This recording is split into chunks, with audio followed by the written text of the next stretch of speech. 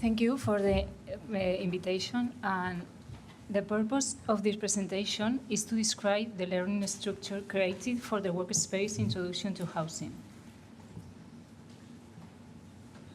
The work has been led by me, Carla Sentieri, from the School of Architecture, Valencia. The learning structure created in the workspace is the result of transposing an introductory course from the Valencia program. Two other partners have added activities and tasks to this structure: Nadia Charalambous from University of Cyprus and Mirjana Devetakovic from Faculty of Architecture of the Belgrade University. The combination of the inputs of the three schools has not been completely integrated in a common pedagogic structure. This will be an objective for the next edition of the learning space in next course. During the first meeting of the Soft-network pedagogic activities held in January in Barcelona, it was agreed to create a learning space dedicated to introduce students to architectural principles focusing on housing. Furthermore, it was agreed that a MOOC would be developed from a pedagogic structure implemented in OIKONET workspaces. The students are from the first courses of each school, first, second year, but it could be for anyone, a student of architecture. The goal of this learning workspace is to introduce first-year students to some of the fundamental principles of architecture. Students learn the basic design tools through different activities. The experience that the students acquire through this work on representation and analysis of an architectural work is then applied to make a basic design of a single family residence. The activities and tasks which are part of this workspace have been jointly designed by the three schools. This collaboration has enabled the participating teachers to exchange the context of their academic programs and to share the experience about teaching introductory courses at the respective institutions. At the beginning, the goal of the teacher was to put together their respective subjects in one single learning program. This became impossible, considering the available time. Therefore, the School of Architecture of Valencia proceeded to transpose the program of the introductory course onto the learning structure of activity and tasks which the workspace provides. The other two schools tried to incorporate these activities and tasks into their programs and introduce another one into their workspace.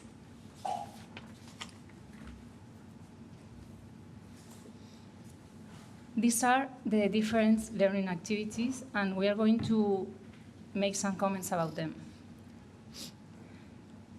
The first one is recognizing space. Architects create spaces. Therefore, it makes sense that the first step in an introduction to architecture is to learn to perceive and to represent the space. The purpose of this activity is to learn to recognize the space where we inhabit.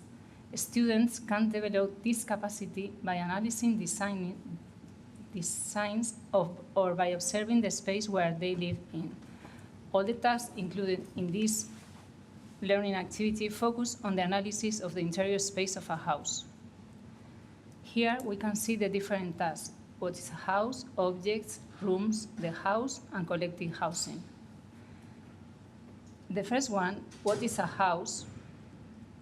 The goal of this task is to distinguish the concept of house and a home. What makes a house important for us and why?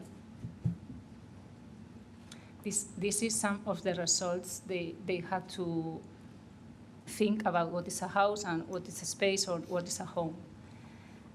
The second one, objects.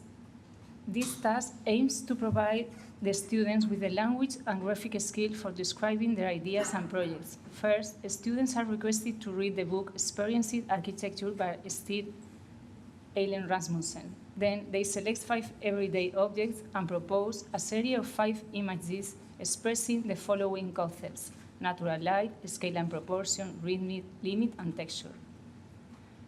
The next one is called rooms.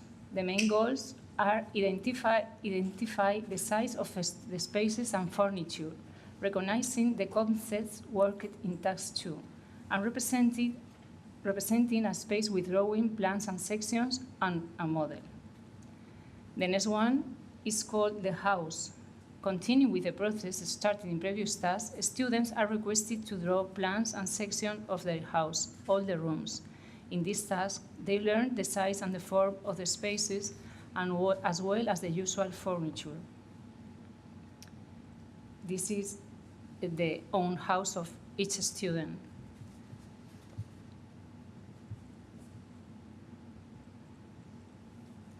Following with the sequence of tasks, the next step after describing the house as a separate object is to group single dwellings to create collective housing.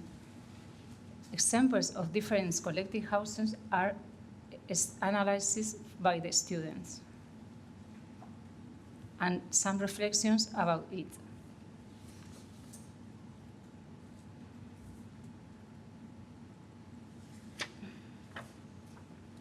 Next one, the students model a set of elements of a living space and represent the dimensions with regard to human scales.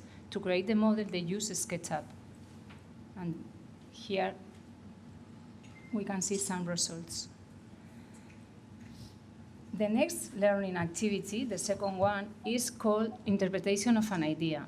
Argumentation is very important for architects. It is the way we explain our ideas to people who are not familiar with drawings. Also, the interpretation of a text is never unique. The purpose of this activity is to explore the transformation of the ideas described in a text. Here there were 3 tasks: lecture and interpretation, model of a place, and construction the model.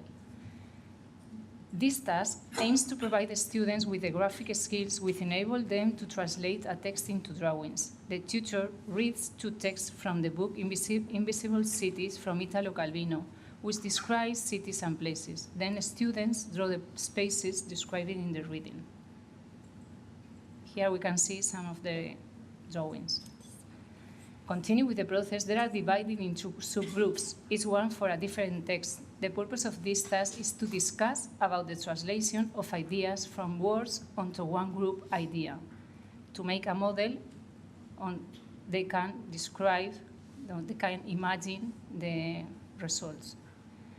At the end of these sequences of tasks, each student reflects back on the process that has been followed. Students describe the process in a storyboard and compare it with the process of a design process. Is this a process of a project? What have you done? Here we can see some of the storyboards, or more in detail, the graphic skills they have to use. This is another example of another exercise where first is the drawings, after is the discussion in a group where they have to discuss what they want to do and how they want to make the model.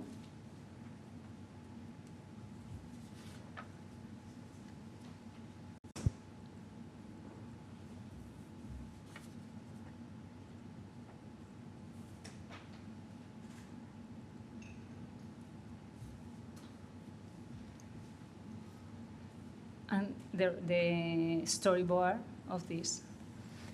The next one, the third one, is the precedent analysis. The purpose of this activity is to learn from precedents, to identify solutions provided from previous projects and to transform them into new ones. Here, they had to analyze 2 kinds of projects: courtyard houses, and another one was domestic architecture in general open. Here you can see some of the analysis.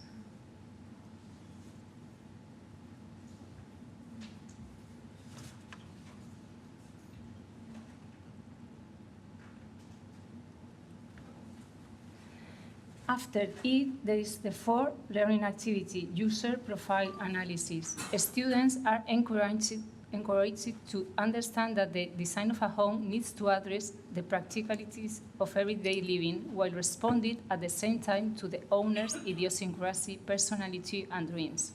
It is therefore important to be able to analyze, understand, and address possible user's profile. Here is the task you can see in the workspace, and here we can see some of the results with the diagrams.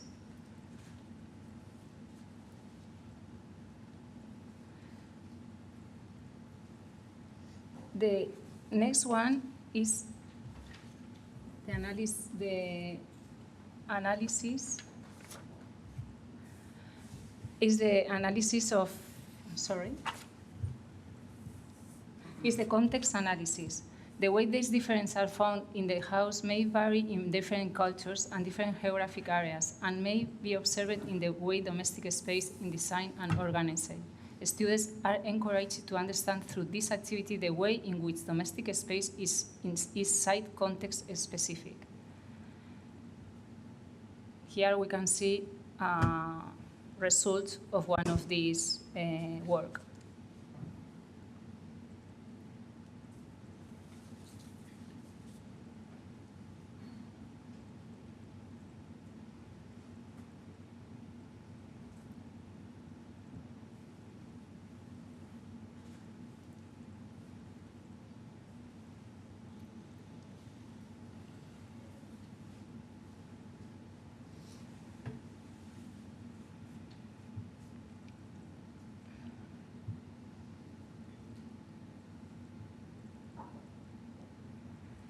So at the end, students are asked to develop initial ideas of new domestic spaces for a given context and user profile. And here we have some of the results of these initial proposals. And at the end, we can see a project for a courtyard house in this case. So the conclusions, they are going to be commented by Mirjana and Nadia, and here you can see now which participation has been in the workspace, the different colors, the different color is from each school, and the participation of the different students. Hi, I'm Nadia. I'll just make some comments from the point of view of UCY relative to our experience of this collaboration, some of the difficulties that we faced, and some of the positive aspects of the collaboration. I think that the positive aspects are quite obvious in the sense that, firstly, we as tutors were exposed to a quite different environment in relation to teaching, which combined both the virtual and the physical. We were in touch with teaching methodologies in 2 other universities abroad. And we also made an attempt to design together some of the tasks and incorporate them in our syllabus. So that was quite a fruitful experience. Likewise, for the students, it was fruitful in the sense that they were exposed as well in this environment of blended learning. However, we feel that we didn't take sort of full potential of the possibilities of this collaboration. Firstly, because we started like in January, and each of us had a different starting date and different timeline, so we didn't have the time required before to design the tasks together. So we introduced tasks through the semester rather than deciding from the beginning. But it was a learning experience, and that's what we are doing now. So we need to fine-tune the tasks and also our timeline. The second difficulty that we had is actually develop the culture in the studio as regards the students so they could be more actively involved in the workspace, not just by uploading their work, but by commenting as well, and initiate this peer evaluation, not just in the studio, but through the virtual environment as well. So that's what the aim for this semester, to become really part of the structure of the studio. And then the third point that I would like to make in relation to how we look at it is that this time we'll also attempt to have this relationship with other work packages, like the research group, and see how we can incorporate it, research work done in this group in the resources that we upload in the workspace and that the students use during the studio. So what we've done now, we have worked through the template that was provided for the workspaces and sort of removed some of the tasks or added new ones, designed together using similar timeline and schedule throughout the semester. So through this year, we'll work in a different way from the start, and I think it's going to produce more results and collaboration. Okay. Well, the Belgrade University, our point of view is, our impression about this course is very, very positive, of course. We enjoyed following Carla in her leading this workspace, which is one strategy that is probably not the best, but one that really works. So you decide to follow your international colleague and to try to include your contributions on the points where you really can. So for the students, they were motivated, of course, because it's an international community in which they participate. It is my impression that we had to improve our virtual presence. They have not been entirely conscious of presence of others. The studio context produces a lot of various material, the wide and vibrant knowledge. So it is a bit time-consuming activity, especially in the summer semester, which is April, May, when students already conclude their school year.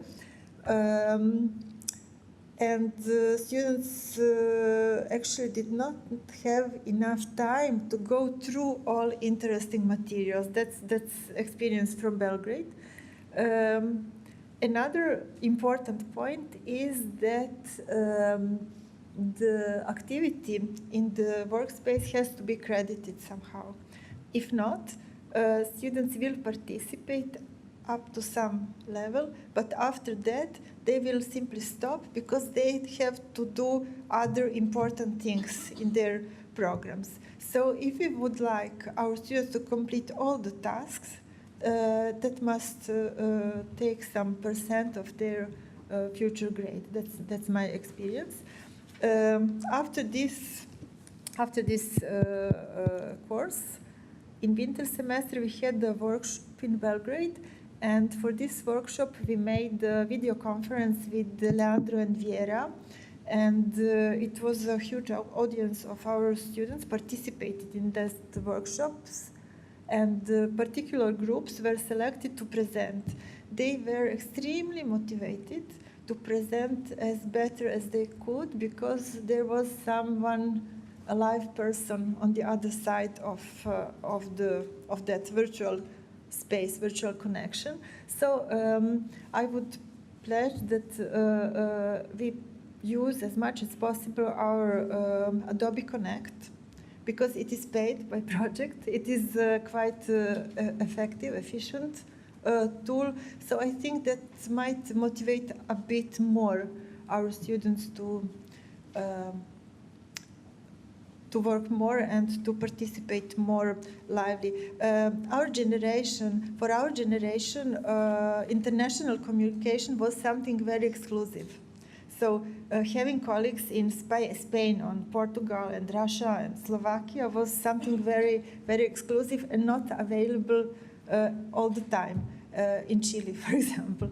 But today it is not that exciting, so it's normal thing. So we must find a way to motivate our students additionally. So just the fact that we work in an international context is not enough. Has to be something else. What is that? We will see in our other workspaces that we are building at the moment. Thank you.